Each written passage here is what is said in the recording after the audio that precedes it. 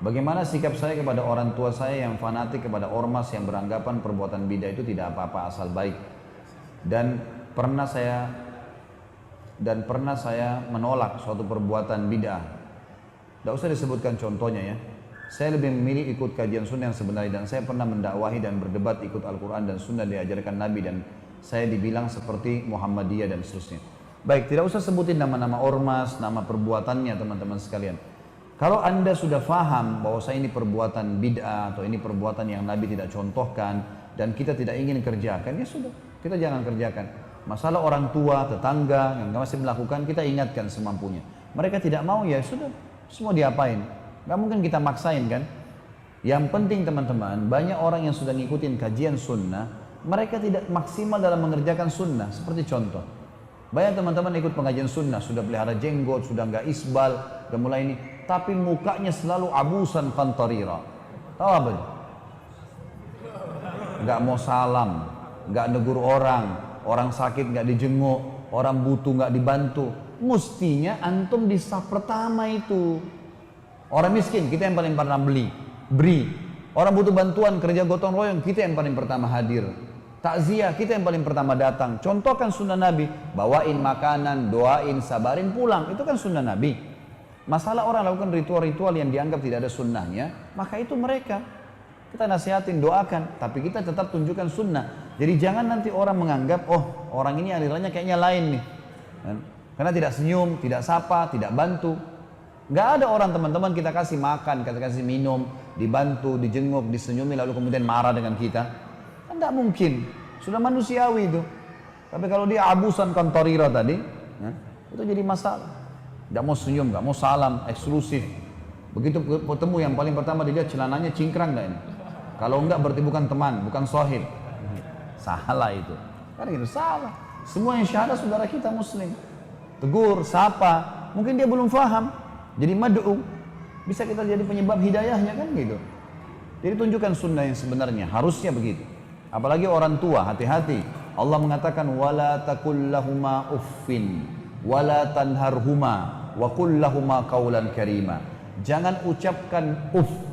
Uff ini kata ulama tafsir, semua bahasa dunia tahu apa itu uff. Masya Allah. Ini mestinya ada yang sortir nih, sesuai tema saja dulu. Jangan bilang uff. Uff ini semua orang suku di dunia tahu apa itu uff.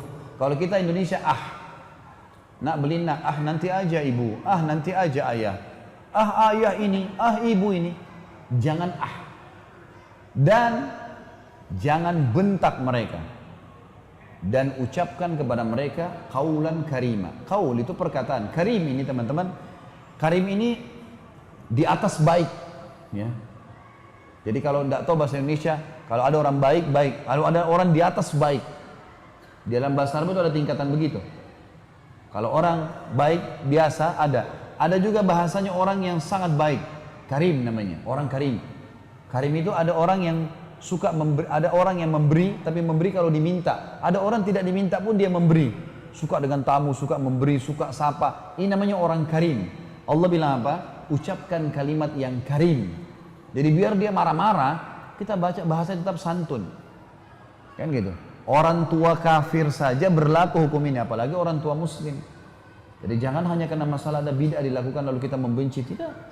Doain, sabar, gitu kan. Tetap tunjukkan bakti kita kepada beliau, gitu. Supaya mudah-mudahan bisa menjadi penyebab hidayahnya, gitu.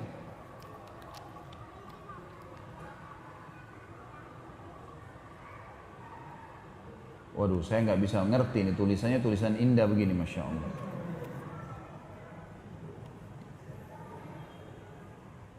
Ustaz, apa hukumnya jika ada orang muslim bekerja di proyek tapi membangun gereja atau pura atau tempat ibadah lain? Apakah sama dengan membangun patung? Sama. Jangan. Kita boleh interaksi dengan non muslim, berteman, bertetangga, partner bisnis, boleh semua. Jadi satu kota, orang tua kalau kafir tetap kita berbakti, kerabat yang kafir tetap kita silaturahim. Satu saja jangan dukung ibadah mereka, itu saja. Karena mendukung itu berarti mendukung ibadah yang salah kepada Allah Subhanahu wa taala. Selain daripada ini boleh interaksi. partner bisnis, teman, tetangga, segala macam hal boleh. Gak ada masalah. Jadi ini sama dengan mendukung. Lebih baik jangan teman-teman sekalian. Kita dukung ibadah mereka dan juga akhirnya pendapatannya jadi haram nanti. Maka sebaiknya ditinggalkan. Kalau yang pernah melakukan maka bertaubat kepada Allah. Gimana caranya membersihkan tubuh jika pernah memakan babi dengan sengaja? Apakah sama dengan memakan babi tidak sengaja dan cara pembersihannya? Adakah denda dan hukumannya? Tidak pernah saya temukan ada dalil yang mengatakan membersihkan badan kalau pernah makan babi atau pernah minum khamr. Yang ada kalau dijilat oleh anjing, ada hadisnya. Di luar itu baru dicuci dengan debu, digosok dengan debu 7 kali, kemudian dicuci dengan air 1 kali kan gitu. Itu yang ada. Kata ulama masuk dalamnya hewan-hewan yang diharamkan seperti babi dan seterusnya. Tapi kalau pernah makan dagingnya maka bertaubat kepada Allah saja. Taubat nasuha. Karena tidak ada hadis khusus yang menjelaskan masalah makanan kah, minuman kah, tidak ada masalah itu. Allahu a'lam. Yang saya tahu taubat nasuha saja insyaallah. Kalau ada hukumannya semua perbuatan dosa. Kalau yang bertanya semalam hadir sebenarnya sudah panjang lebar saya jelaskan itu. Yang judulnya iya inilah aku sekarang. Semua perbuatan dosa ada konsekuensi pembersihan teman-teman. Karena dosa itu seperti segelas racun. Kita tahu atau tidak tahu itu racun tetap akan berbahaya buat kita. Itu dosa. Sengaja tidak sengaja, kecil atau besar ada pembersihan. Jadi bukan mustahil dengan orang makan babi gini mungkin nanti satu waktu sakit perut, mules, buang-buang air 3 hari dan seterusnya itu pembersihan semuanya. Ada pembersihannya. Pasti ada hukumannya. Tidak ada yang tidak ada hukuman. Makanya jangan mudah-mudah membuka pintu dosa.